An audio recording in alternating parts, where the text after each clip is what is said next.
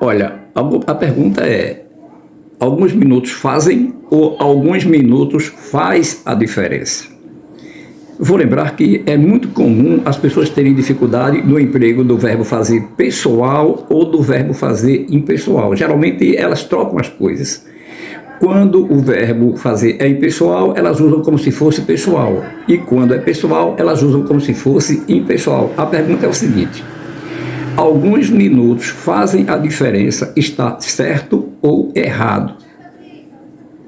Observe o seguinte: o verbo fazer, ele somente é impessoal quando ele indica, faz referência à indicação de um tempo passado ou quando nós fazemos referência a fenômenos da natureza.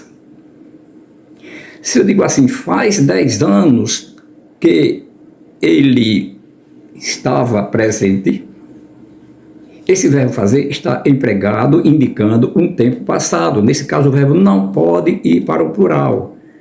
Porque 10 anos, aí no caso 20 anos, o tempo que eu colocar, ele vai ser um objeto direto, o verbo não tem sujeito. Quando ele indica tempo passado, ele é impessoal. A mesma coisa quando eu digo faz sol e chuva, não é fazem, é faz sol e chuva, porque o verbo fazer está indicando o fenômeno da natureza. Agora, quando eu digo alguns minutos fazem a diferença, a construção, a concordância está perfeita. O verbo fazer não está indicando o tempo passado, ele está dizendo, está empregado no sentido de estabelecer, marcar, construir, propiciar, não é qualquer um outro sentido diferente da indicação do tempo passado. Então, no caso aí, alguns minutos é o sujeito, então alguns minutos fazem a diferença.